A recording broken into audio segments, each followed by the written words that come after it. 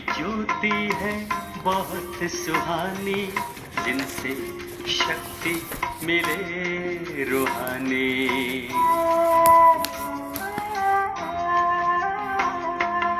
एक ज्योति है बहुत सुहानी, जिनसे शक्ति मिले रूहानी। नाम है उनका शिव पिता, सर्व गुणों के वो वरदानी। नाम है उनका शिव पिता, सर्व गुणों के वो वरदानी। एक ज्योति है बहुत सुहानी, जिनसे शक्ति मिले रूहानी।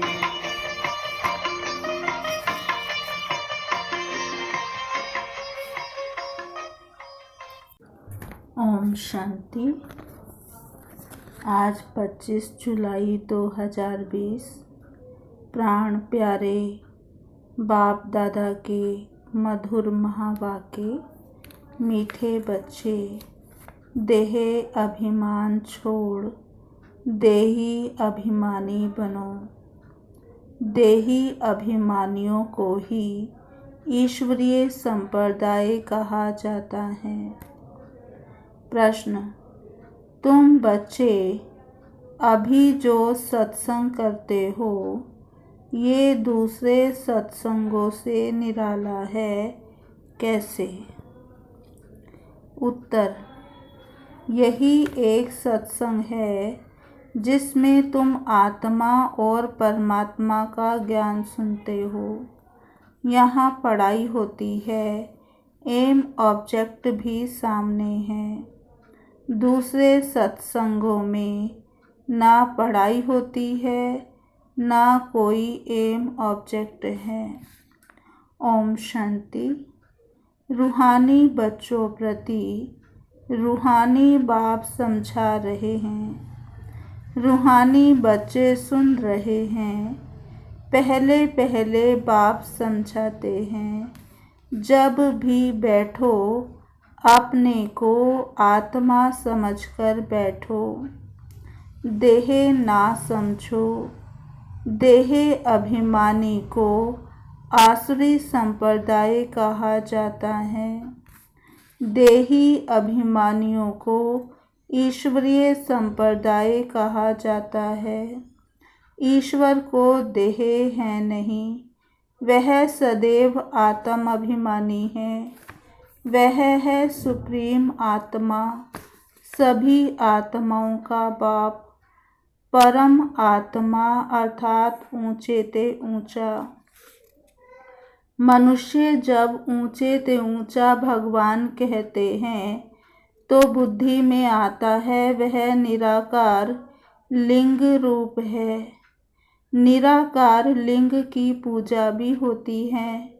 वह है परमात्मा, यानी सभी आत्माओं से ऊंच है। वह भी आत्मा, परंतु ऊंच आत्मा।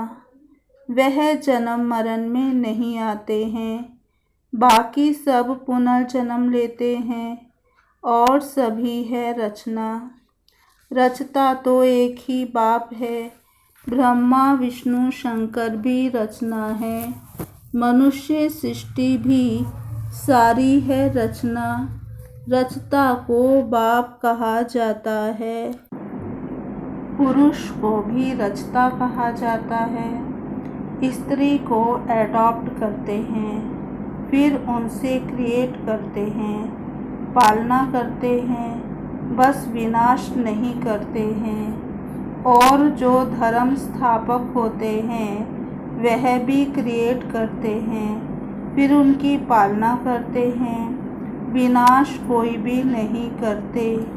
बेहद का बाप जिसको परम आत्मा कहा जाता है, जैसे आत्मा का रूप बिंदी है, वैसे ही परम पिता परमात्मा का रूप भी बिंदी है।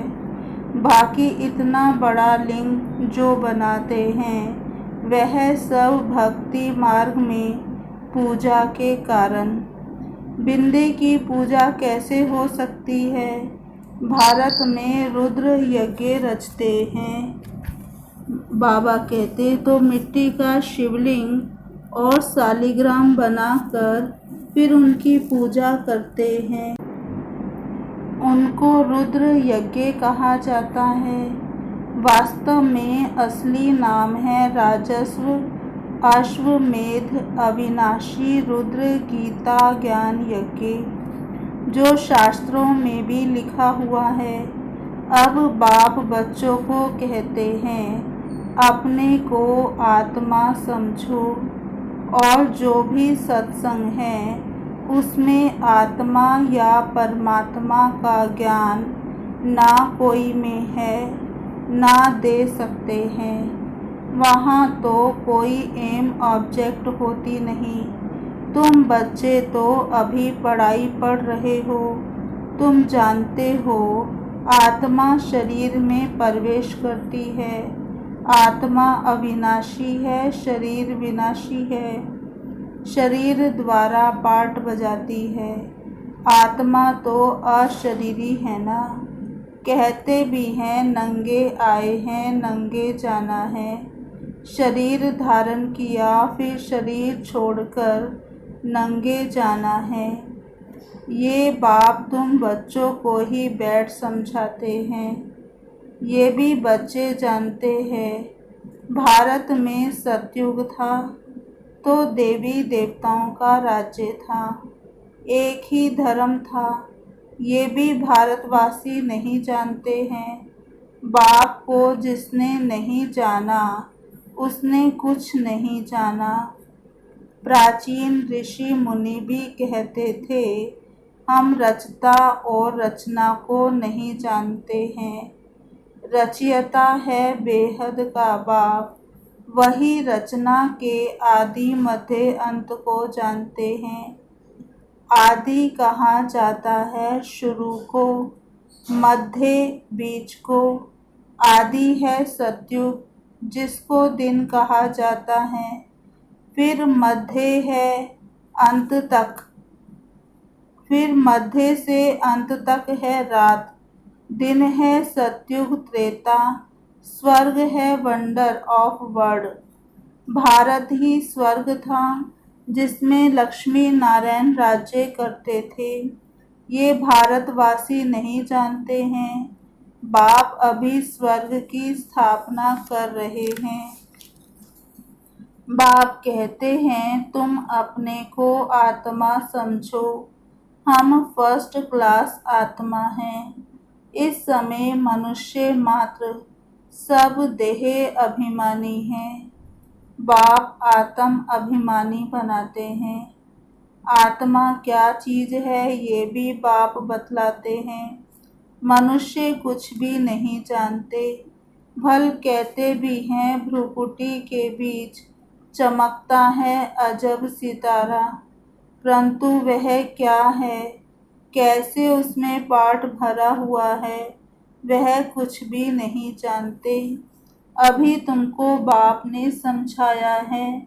तुम भारतवासियों को 84 जन्मों का पाठ बजाना होता है। भारत ही ऊंच खंड है। जो भी मनुष्य मात्र हैं उनका ये तीर्थ है। सर्व की सदगति करने बाप यहाँ आते हैं। रावण राज्य से लिबरेट कर गाइड बन ले जाते हैं।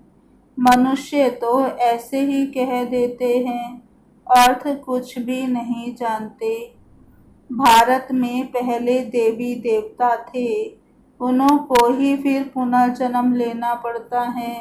भारतवासी ही 100 देवता फिर क्षत्रिय वैश्य शूद्र बनते हैं, पुनर्जन्म लेते हैं ना। इस नॉलेज को पूरी रीति समझने में 7 रोज लगते हैं। पतित बुद्धि को पावन बनाना है। ये लक्ष्मी नारायण पावन दुनिया में राज्य करते थे ना, उन्हों का ही राज्य भारत में था, तो और कोई धर्म नहीं था, एक ही राज्य था। भारत कितना सॉल्वेंट था। हीरे जवाहरातों के महल थे। फिर रावण राज्य में पुजारी बने हैं। फिर भक्ति मार्ग में यह मंदिर आदि बनाए हैं। सोमनाथ का मंदिर था ना, एक मंदिर तो नहीं था ना। यहाँ भी शिव के मंदिर में इतने हीरे जवाहरात थे जो मोहम्मद गजनवी ऊंट भरकर ले गए। इतने माल थे, ऊंट तो क्या कोई लाखों ऊंट ले आए तो भी भर ना सके। सतयुग में सोने हीरे जवाहरातों के तो अनेक महल थे। मोहम्मद गजनवी तो अभी आया है। द्वापर में भी कितने महल आदि होते हैं, वह फिर अर्थक्वेक में अंदर चले जाते हैं। रावण की कोई सोने की लंका होती नहीं है। रावण राज्य में तो भारत का ये हाल हो जाता है। 100% इररिलीजियस, अनराइटियस, इंसॉल्वेंट, पतित, विशिष्ट। नई दुनिया को कहा जाता है वाइसलेस। भारत शिवालय था जिसको वंडर ऑफ द वर्ल्ड कहा जाता है। बहुत थोड़े मनुष्य थे, अभी तो करोड़ों मनुष्य हैं। विचार करना चाहिए ना। अभी तुम बच्चों के लिए यह पुरुषोत्तम संगम युग है, जबकि बाप तुमको पुरुषोत्तम पारस बुद्धि बना रहे हैं। बाप मनुष्य से देवता बनने की तुम्हें सुमत देते हैं। बाप की मत के लिए ही गाया जाता है, तुमरी गत मत न्यारी। अब इसका अर्थ भी कोई नहीं जानते। बाप समझाते हैं, मैं ऐसी श्रेष्ठ मत देता हूँ जो तुम देवता बन जाते हो। अब कलयुग पूरा होता है, पुरानी दुनिया का विनाश सामने खड़ा है। मनुष्य बिल्कुल ही घोर अंधियारे में कुंभकर्ण की नींद में सोए पड़े हैं, क्योंकि कहते हैं, शास्त्रों में लिखा है, कलयुग तो अभी बच्चा है। 40,000 वर्ष पड़े हैं। 84 लाख योनियां समझने के कारण कल्प की आयु भी लंबी चौड़ी कर दी है। वास्तव में है 5,000 वर्ष। बाप समझाते हैं, तुम 84 जन्म लेते हो, ना कि 84 लाख। बेहद का बाप तो इन सभी शास्त्रों आदि को जानते हैं, तब तो कहते हैं, ये सब हैं भक्ति मार्ग की, जो आधा कल्प चलते हैं। इससे कोई मुझे नहीं मिलते। ये भी विचार करने की बात है कि अगर कल्प की आयु लाखों वर्ष दें, फिर तो संख्या बहुत होनी चाहिए, जबकि कृष्ण की संख्या 2000 वर्ष में इतनी हुई है। भारत का असूल धर्म देवी देवता धर्म है, वह चला आना चाहिए, परंतु आदि सनातन देवी देवता धर्म को भूल जाने के कारण कह देते हैं, हमारा हिंदू धर्म है। हिंदू धर्म तो होता ही नहीं। भारत कितना ऊंच था। आदि सनातन देवी देवता धर्म था तो विष्णुपुरी थी, अब है रावणपुरी। वही देवी देवताएं 84 जन्म के बाद क्या बन गए हैं। देवताओं को वाइसलेस समझ, अपने को विशिष्ट समझ उन्हों की पूजा करते हैं। सतयुग में भारत वाइसलेस था, नई दुनिया थी, जिसको नया भारत कहते हैं। ये है पुराना भारत। नया भारत क्या था, पुराना भारत क्या है। नई दुनिया में भारत ही नया था, अब पुरानी दुनिया में भारत भी पुराना है। क्या गति हो गई है। भारत ही स्वर्ग था, अभी नर्क है। भारत मोस्ट सॉल्वेंट था, भारत ही मोस्ट इंसॉल्वेंट है। सबसे भीख मांग रहे हैं, प्रजा से भी भीख मांगते हैं। ये तो समझ की बात है ना। आज के देह अभिमानी मनुष्यों को थोड़ा पैसा मिला तो समझते हैं हम तो स्वर्ग में बैठे हैं। सुख धाम को बिल्कुल जानते नहीं, क्योंकि पत्थर बुद्धि हैं। अब उन्हें पारस बुद्धि बनाने के लिए 7 रोज की भट्टी में बिठाओ, क्योंकि पतित है ना। पतित को यहाँ तो बिठा नहीं सकते, यहाँ पावन ही रह सकते हैं, पतित को अलाउ नहीं कर सकते। तुम अभी पुरुषोत्तम संगम युग पर बैठे हो। जानते हो बाबा हमको ऐसा पुरुषोत्तम बनाते हैं। ये सच्ची सत्य नारायण की कथा है। सत्य बाप तुमको नर से नारायण बनने का राजयोग सिखला रहे हैं। ज्ञान सिर्फ एक बाप के पास है, जिसको ज्ञान सागर कहा जाता है। शांति का सागर, पवित्रता का सागर, ये उस एक की ही महिमा है, दूसरे कोई की महिमा हो नहीं सकती। देवताओं की महिमा अलग है, परम पिता परमात्मा शिव की महिमा अलग है। वह है बाप। कृष्ण को बाप नहीं कहेंगे। अब भगवान कौन ठहरा? अभी भी भारतवासी मनुष्यों को पता नहीं है। कृष्ण भगवानुवाच कह देते हैं, वह तो पूरे 84 जन्म लेते हैं। सूर्यवंशी सो चंद्रवंशी सो वैश्यवंशी सो शूद्रवंशी। मनुष्य हम सो का अर्थ भी समझते नहीं। हम आत्मा सो परमात्मा कह देते हैं। कितना रोंग है। अभी तुम समझाते हो कि भारत की चढ़ती कला और उतरती कला कैसे होती है। ये है ज्ञान, वह सब है भक्ति। सतयुग में सब पावन थे, राजा रानी का राज्य चलता था। वहाँ वजीर भी होता नहीं है, क्योंकि राजा रानी खुद ही मालिक हैं। बाप से वर्षा लिया हुआ है, उनमें अकल है। लक्ष्मी नारायण को कोई के राय लेने की दरकार नहीं है, वहाँ वजीर होते नहीं। भारत जैसा पवित्र देश कोई था नहीं। महान पवित्र देश है, नाम ही था स्वर्ग, अभी है नर्क। नर्क से फिर स्वर्ग बाप ही बनाएगा। अच्छा मीठे मीठे सिकिलधे बच्चों प्रति माता पिता बाप दादा का याद प्यार गुड मॉर्निंग। रूहानी बाप की रूहानी बच्चों को नमस्ते।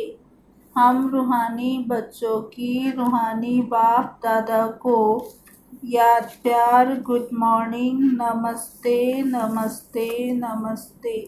सदा रहेंगे हंसते, बनेंगे फरिश्ते, चलेंगे परम धाम के सीधे रास्ते। धारणा के लिए मुख्य सार। एक बाप की सुमत पर चलकर मनुष्य से देवता बनना है। एक बाप की सुमत पर चलकर मनुष्य से देवता बनना है। इस सुहावने संगम युग पर स्वयं को पुरुषोत्तम पारस बुद्धि बनाना है। इस सुहावने संगम युग पर स्वयं को पुरुषोत्तम पारस बुद्धि बनाना है। दूसरा, 7 रोज की भट्टी में बैठ पतित बुद्धि को पावन बुद्धि बनाना है। 7 रोज की भट्टी में बैठ पतित बुद्धि को पावन बुद्धि बनाना है।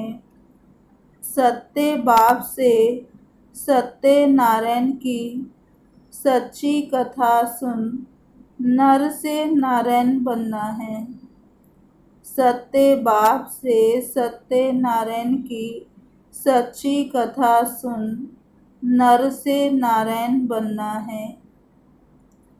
आज का वरदान, फरिश्तेपन की स्थिति द्वारा बाप के स्नेह का रिटर्न देने वाले समाधान स्वरूप भव। फरिश्तेपन की स्थिति द्वारा बाप के स्नेह का रिटर्न देने वाले समाधान स्वरूप भव।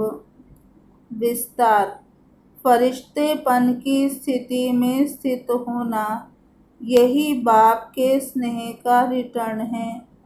ऐसा रिटर्न देने वाले समाधान स्वरूप बन जाते हैं। समाधान स्वरूप बनने से स्वयं की व अन्य आत्माओं की समस्याएं स्वतः समाप्त हो जाती हैं। तो अब ऐसी सेवा करने का समय है। लेने के साथ देने का समय है। इसलिए अब बाप समान उपकारी बन पुकार सुनकर अपने फरिश्ते रूप द्वारा उन आत्माओं के पास पहुंच जाओ और समस्याओं से थकी हुई आत्माओं की थकावट उतारो। आज का स्लोगन, व्यर्थ से बेपरवाह बनो, मर्यादाओं में नहीं। व्यर्थ से बेपरवाह बनो, मर्यादाओं में नहीं। आज का स्वमान, पहला, मैं आत्मा ईश्वरीय संप्रदाय की हूँ। मैं आत्मा ईश्वरीय संप्रदाय की हूँ। दूसरा स्वमान, मैं देही अभिमानी आत्मा हूँ। मैं देही अभिमानी आत्मा हूँ। तीसरा, मैं बाबा की सुमत पर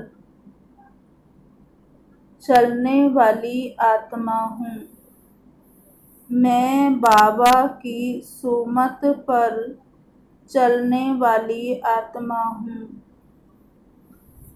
चौथा स्वमान, मैं पारस बुद्धि आत्मा हूँ। मैं पारस बुद्धि आत्मा हूँ। पांचवा, मैं नर से नारायण बनने वाली आत्मा हूँ। मैं नर से नारायण बनने वाली आत्मा हूँ। छठा, मैं फरिश्ता समाधान स्वरूप हूँ। मैं फरिश्ता समाधान स्वरूप हूँ। अच्छा, ओम शांति। अभी 2 मिनट हम बाबा को याद करेंगे। उस ज्योति का दिव्य प्रकाश दिखाता है स्वर्णिम संसार। उस ज्योति का दिव्य प्रकाश दिखाता है स्वर्णिम संसार। दिखाता है स्वर्णिम संसार। उनकी यही तो है निशानी। एक ज्योति है बहुत सुहानी, जिनसे शक्ति मिले